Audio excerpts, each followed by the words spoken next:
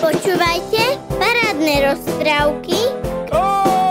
Svet rozprávok je paráda. Milá Metlička, verím, že lektvar pomohol, stal ma kopec námahy. A tak si to váž, čo som všetko pre teba urobila. Mohla som si ísť kúpiť do Baumaxu aj novú. Keď ich rozpráva Peťo, tak je to úplná paráda. Parádne rozprávky. Teším sa na vás. Ideme na to. Dnešná rozprávka sa bude volať, milé deti, Kuna v revíri. A revír, ak by ste nevedeli, čo je to revír, tak revír je vlastne taký úsek alebo územie, v rámci ktorého niekto hospodári. To je revír. Hej? A ak máte teda vlastnú záhradku, na ktorej niečo napríklad pestujete, tak to je ten váš revír. Hej, tá záhradka. No a o tom bude dnešná rozprávka. Nie o tom revíri, ale téma rozprávky je Kuna v revíri. Je to váš námet a tak sa do toho pustíme. Kde bolo, tam bolo. Bol les. Klasický les, ktorý poznáme z našich rozprávok, v ktorom žili zvieratka, Zajko Kleofáš, Veverička Tánička, Maco Mišo a tak ďalej, všetci tam žili. No a v tom lese, na kraji lesa bol strom, v ktorom mal domček Zajac Kleofáš. A pred tým stromom mal krásnu, veľkú záhradku.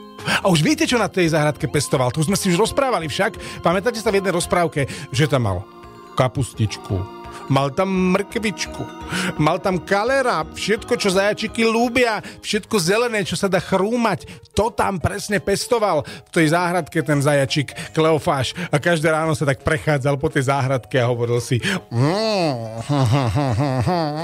no, rastie to je super, to bude mrkvičky, to bude kapustičky, mňam. Tešil sa Kleofáš. A každý večer, keď išiel spať, tak prišiel na záhradku a povedal kapustička, mrkvička, pekne mi to rastíte do rána a narastíte o ďalší kus, aby som vás mohol spapať a hlavne nech ste pekne šťavnaté. Hovoril si zajačik a veľmi sa tešil. Bol úplne celý z toho roztrasený, už kedy bude môcť tú kapustičku ochutnať. A vždy bol taký, že sa rád podelil aj s ostatnými zvieratkami. No takto každý deň polieval tú mrkvičku, polieval tú kapustičku, ten kalerábik, tešil sa. Všetci mu chodili pomáhať, lebo vedeli, že keď on ich vždy ponúkne, tak mu chceli pridať ruku k dielu a tak mu pomáhali na záhradke.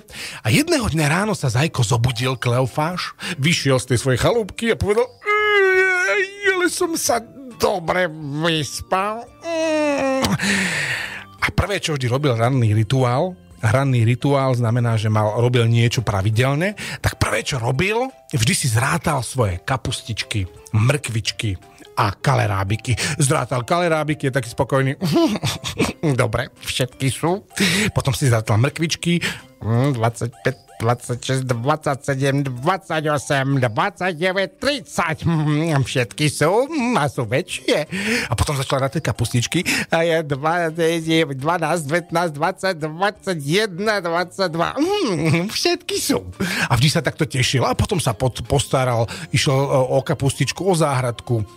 Išiel s Veveričkou Táničkou von sa pohrať a večer sa znovu vrátil, znovu popolieval všetko. Staral sa o tú svoju záhradku ako o oko v hlave. Bol to proste skvelý záhradník. No a tento Zajko jedného dňa rána sa zobudil, vyšiel znovu na svoju záhradku a povedal: kapustička, mrkvička, ako ste sa mali cez noc? Idem si vás popočítať. A začal počítať. Keď to zrazu zbadal, že jedna kapusta mu chýba. A povedal: 22, ale ja som mal 20, 21, ale ja som mal 22. Ako je možné, že mi jedna chýba? Kam sa podiela? Kapustička, kde si? A začal ju hľadať, ale nenašiel. A tak si povedal: to mi nejde do hlavy. Veď tu v lese by mi nikto, hádam, nepojedol a nepokradol moje kapustičky. A asi som zle počítal. Nič, ráno ich prepočítam znovu, povedal si Zajko. Ráno, keď sa zobudil na druhý deň, Opäť sa prvé, čo sa brhol a začal počítať. Kalerábik sedel, kapustičky a mrkvičky sedeli. Ale kapusta už nebolo 21. Už mal len 20. A tak pozeral. Toto je. No toto. Nevedel ani slova nájsť. A začal vykrikovať. Pomoc! Okradli ma! Vykrikoval zajačik. A zrazu išiel okolo jelene a hovorí. Zajačik, a čo sa ti deje? Spýtal sa. A zajačik, čo sa mi deje? Niekto mi ukradol kapustu a nie jednu, ale 2 od včera. A jeleň hovorí, no počkaj, zajačik. A vážne si mal o 2 viac? Spýtal sa jeleň. A zajačik hovorí, no jasné, že som mal. Veď hádam, viem, koľko mám kapustiček, veď sa s nimi každý deň rozprávam. Polievam ich, počítam ich ráno aj večer a 2 mi chýbajú. Sťažoval sa Zajko. Jelen sa tak zamyslel a hovorí, nož zajačik, ako ťa tak počúvam, vyzerá to, že máš kunu v revíri. A zajačik, myslíš? No tak to by som teda nepovedal, povedal zajačik. A vybehol zo záhradky von do lesa. A jelen na ňu kričí, počkaj, kam ideš, Zajko? A Zajko ani nepočúval, utekal cez celý les. Až dobehol, viete kam? Dobehol k domčeku, kde bývala kuna. Prišiel, zabúchal na dvere a povedal, kuna, otvor ty jedna, ty jeden zlodej. A kuna otvorila a povedala, áno, Zajko? A zajačik, priznaj sa, jeleň ťa videl. A kuna hovorí, počkaj, Zajko, ale k čomu sa mám priznať? Pýtala sa kuna. A zajačik, k čomu sa pýtaš, že k čomu? Jeleň dobre povedal, že mám kunu v revíri. 2 kapusty mi chýbajú a ja presne viem, kto ich zobral. Ty, povedal zajačik. Kuna sa normálne urazila a povedala, no dovol, zajačik, ja by som v živote tvoje kapusty nebrala, veď predsa dobre vie, že ja kapustu nejem. Len príležitostne, aj to nie moc často, skôr nikdy. Ja predsa mám radšej malé chrobáčiky a čerstvé mäsko, taký malý vtáčik, alebo sliepočka, to je moje, čo mám rada, ale kapustu? Nikdy, povedala kuna. A zajačik, no, počkaj. A prečo by to potom jeleň hovoril, že mám kunu v revíri? Kuna, jak to počula, sa začala smiať. Zajko, a čo si ty harašiši? Veď jasné, to sa len tak hovorí, že máš kunu v revíri. Pretože keď niekomu začne napríklad doma miznúť sliepky, tak sa hovorí, že má kunu v revíri. To je také prirovnanie, ktoré sa používa, keď niekomu niečo mizne, čo je jeho. A nevie, kto to berie, tak sa hovorí, že asi máš kunu v revíri. No, ale ja som tvoju kapustičku nebrala, povedala kuna. A zajačik, no, len aby, povedal zajačik. Otočil sa na päte a odišiel preč. Prišiel naspäť domov a tam ešte jelen stále stál a povedal, zajačik, kde si bol? A zajačik, za kunou, ale asi to ona nebola, povedal Zajko. A jelen povedal, a čo si za ňou bol? A Zajko, no ty si mi povedal, že mám kunu v revíri. Som myslel, že to ona pobrala tú kapustu. A jelen sa chytil za hlavu a povedal, zajačik, ale veď to sa len tak hovorí. To len tak sa hovorí, že máš kunu v revíri. Ona predsa kapustu neje. A zajac, to viem už aj ja. No ale kto to mohol zobrať? Chýbajú mi 2 kapusty. A jelen hovorí, no neviem, skús v noci striehnúť. Urob si stráž a stráž si svoju kapustu, povedal jeleň a odišiel. A zajačik, a veru, že aj budem, povedal. Zobral si hrable, do druhej ruky motičku a lopatku a prechádzal sa celú noc po záhrade. A prechádzal sa, už sa zotmelo a prechádzal sa. A keď len niekde niečo šprtlo, puklo, zašušťalo, tak sa otočil. Stoj, zlodej! Zajac vykríkol. Lenže väčšinou tam bola len myška, alebo vtáčik preletel, alebo padlo niečo zo stromu. Žiaden zlodej sa tam neukázal. A tak zajac už, keď bolo naozaj neskoro v noci, už bola tma, tak taký unavený sa prechádzal po tej záhrade a povedal: asi si pôjdem lahnúť. Asi ten zlodej už vie, že o ňom viem a už nepríde, povedal zajac a odbehol donútra. A zaspal ako, že raz, dva, tri. Okamžite zaspal. No tak teda ráno sa zobudil a prvé, čo vybehol do záhradky, začal: idem zrátať všetko. Zrátal kapustičky, bolo ich 20. Kapusta mu nezmizla. Začal rátať mrkvičky, boli všetky. Ani jedna nezmizla. Začal rátať kaleráby a jeden kaleráb chýbal. Jeden mu chýbal. A zajačík hovoril: no, aj je to tu zas. Toto nie je možné. A zrazu sa pri ňom zjavila veverička Tánička a povedala: ahoj, zajačík, čo si taký smutný, Kleofáš? Spýtala sa veverička Tánička. A Kleofáš: čo som smutný? Ja nie som smutný, ja som naštvatý, lebo mi niekto kradne moju zeleninku, povedal zajačík. A veverička Tánička hovorí: no počkaj, no. A už aj vieš, kto to je? A zajačík: ty si dobrá, či viem, kto to je. Keby som vedel, kto to je, už si to s ním ručne, stručne vybavím. Ale neviem. Vôbec neviem, kto by to mohol byť. A veverička Tánička hovorí: no veď, nemôže to byť niekto, kto vie, že tu máš toľko zeleninky? Kto ti sem chodí pomáhať okrem mňa? A zajačík hovorí: no, okrem mňa. Okrem teba mi sem chodí pomáhať medveď sem tam príde, srnka sem tam príde a sem tam príde aj ježko a ešte sem tam... A začal menovať všetky zvieratka, ktoré mu chodia pomáhať. A Tánička sa tak zamyslela, veverička, a hovorí: vieš, tak preto sa na to pýtam, že či náhodou si nespravil capa záhradníkom. A Zajko hovorí: Vidíš, to ma nenapadlo. No veď počkaj. A rozbehol sa preč zase zo záhradky. Utekal cez celý les až k domčeku starenky a starkej, k ohrade, kde boli kozičky a cap. A dobehol k capovi a hovorí: Cap, poď sem. Cap prišiel: ahoj. Ahoj.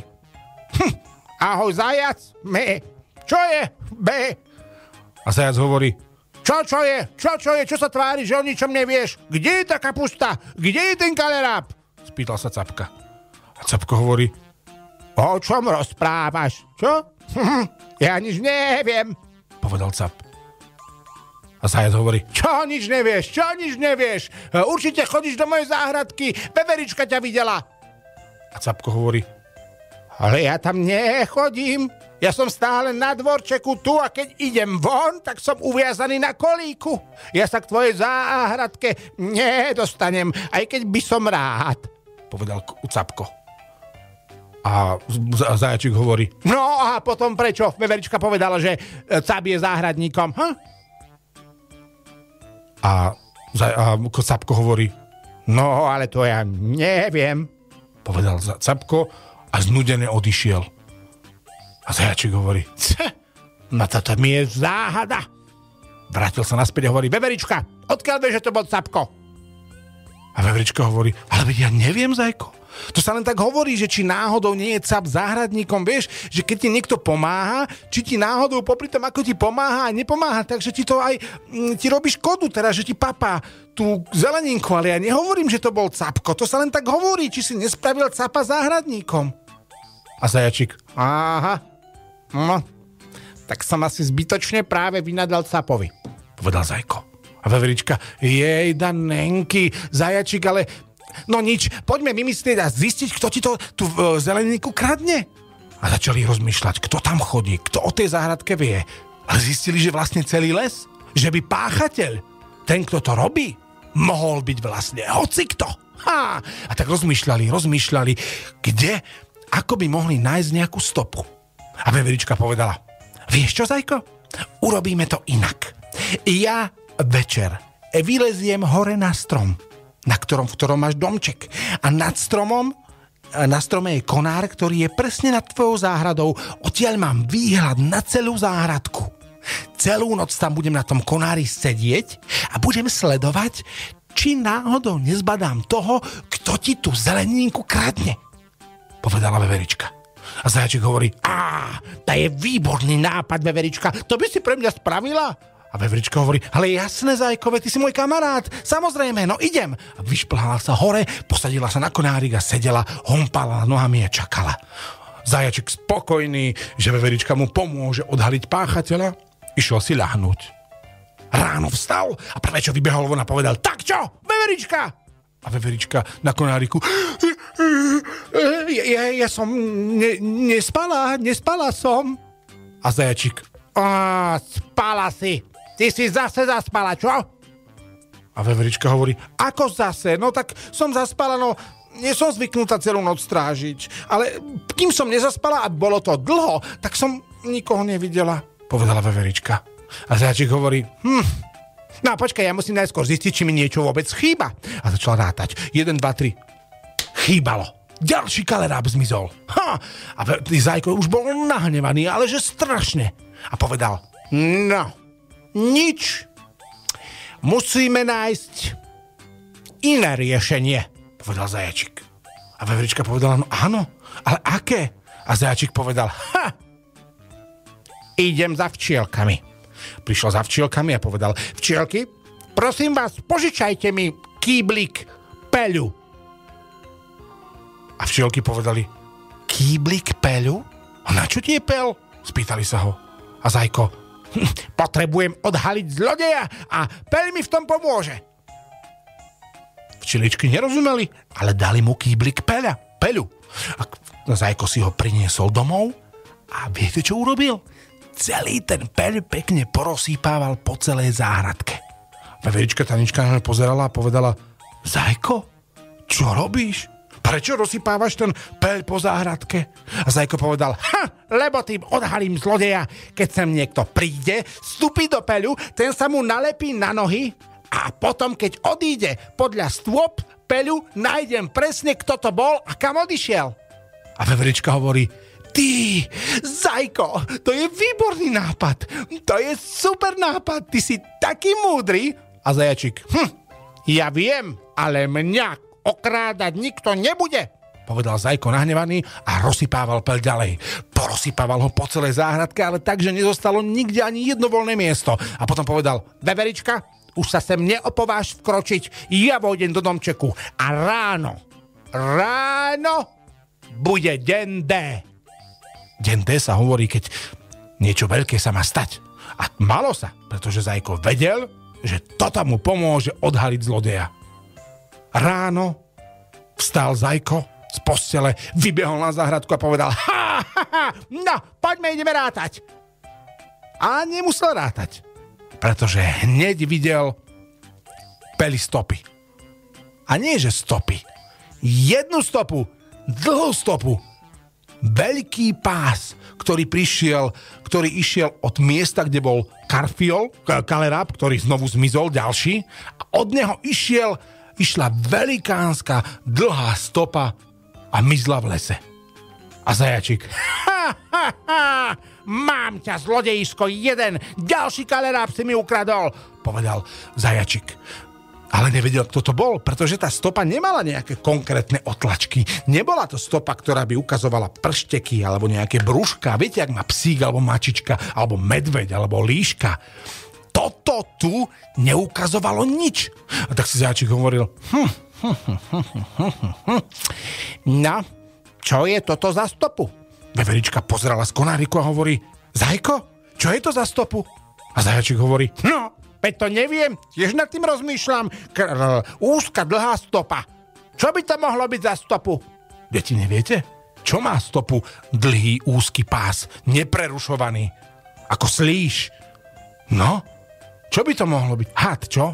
To isté napadlo aj zajačika, Kleofáša a povedal, ty, veverička, a nebude to tak náhodou had? Alebo jeho žena hadica? Spýtal sa zajačik. A veverička hovorí, Zajko, ja ti neviem. Had predsa zeleninu nepapá. ten papá žaby, hmyz, vtáčiky, ale zeleninu? Tomu neverím, povedala veverička. A Zajko hovorí, no áno, ale kto to môže byť? A veverička hovorí, no veď ho poďme vystopovať, veď tá stopa vedie niekam. A zajačik, áno, ideme. A vydali sa za tou stopou, ktorá od toho peľu vznikla zo záhradky až do lesa. Sledovali ju, až stopa mizla pod listom. Zajko prišiel pod list, odkryl list a pod listom bol slimačí domček. Zajko zbadal slimáka a povedal, ha! Máme ťa, zlodej! Zabúchal mu na ten domček. Slimáček vystrčil rožky a povedal, čo je? Spýtal sa slimák. A zajačik, čo je? Ty zlodej jeden, ty mi chodíš na zeleninku? A slimáčik hovorí, na tvoju zeleninku? Spýtal sa. A Zajko hovorí, áno, na moju! Bol si tam dnes, aj včera, aj predvčerom. A slimáčik, jak prochádzka, úplne tak rovnako vyzeral, že nie, povedal zajačik. A teda povedal slimáčik. A zajačik hovorí, ale tu končí stopa. A slimák hovorí, a to ten kalerábik šťavnatý a kapustička, to bolo tvoje? Spýtal sa slimák.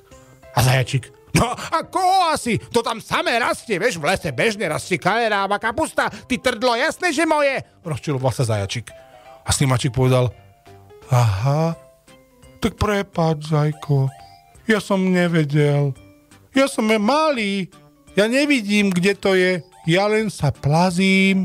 A keď sa plazím, zrazu do niečoho narazím. Pozriem hore a to tie je kapustička. A ja ľúbim kapustičku, tak som ju spapal. A potom som sa na druhý deň plazím sa a zrazu do niečoho narazím. Pozriem hore a to kaleráb. A ja ľúbim kaleráb, tak som ju spapal. A tak tomuto slimák vysvetlil. No hnevali by ste sa na neho? Zajac bol najprv nahnevaný, ale keď videl, že slimák chudák sám nevie, kde je sever, povedal, slimák, ale to je moja záhrada. Na budúce, keď nárazíš do kapusty alebo kalerábu, to je moje, nechytaj sa toho. Keď niečo chceš, príď, ja ti dám, ale neber si to bez mojho vedomia, povedal zajačik. A basta. A odišiel. Prišiel domov, sadol si na lavičku v záhrade a spokojne si vyložil nohy. A veverička Tanička prišla a povedala, Zajko, čo si taký spokojný? A zajačik, lebo som odhalil zlodeja. A urobil som to veľmi šalamúnsky. Rozumne, však s tým pelom, povedal zajačik. A veverička mu hovorí, áno, veľmi dobre si to vymyslel. A nehneváš sa na slimáka? A zajačik, nehnevám. Veď to neurobil na schvál. A ešte mu, keď dozrejú, aj dám, povedal zajačik. Veverička bola na ňo veľmi hrdá. Povedala, Zajko, ty si taký dobrý, Kleofáš. A zajačik, ja viem. Spokojne si vyložil nohy a pozeral na svoju záhradku. A takto, deti, možno vzniklo prirovnanie, že kuna vo vašom revíri, alebo v mojom revíri. Keď vám skrátka mizne niečo, čo je vaše a neviete, kto to robí, hovorí sa o tom, že mám kunu v revíri. Alebo že keď niekoho poveríte niečím, čo má spraviť a on to robí, ale popri tom, ako to robí, aj si z toho trošku uberá, sa hovorí o tom, že máme capka záhradníka. To v politike funguje veľmi často. No ale nie o tom sme chceli. Milé deti, dnešná rozprávka je na konci. Témou bola kuna v revíri, podľa vašeho želania, a splnili sme to. Veríme, že vás rozprávka potešila, teda verím. A ak nie, napíšte váš námet. O čom by mohla byť najbližšia rozprávka? Ja budem len rád. A ak náhodou máte pocit, že to nedáte, alebo že nič vymyslieť neviete, môžete poprosiť rodičov. A keď nič nevymyslíte, nič sa nedeje, pošlu iný. V každom prípade vám želám pekný večer dnes a všetko dobré. Dobrú noc. Počúvajte parádne rozprávky. Svet rozprávok je paráda. Milá Metlička, verím, že lektvar pomohol, stal ma kopec námahy. A tak si to váž, čo som všetko pre teba urobila. Mohla som si ísť kúpiť do Baumaxu aj novú. Keď ich rozpráva Peťo, tak je to úplná paráda. Parádne rozprávky. Teším sa na vás.